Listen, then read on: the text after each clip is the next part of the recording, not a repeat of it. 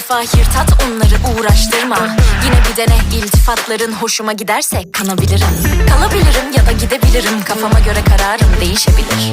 Tam aklıma girdiğin anda fikrimden bile cayabilirim.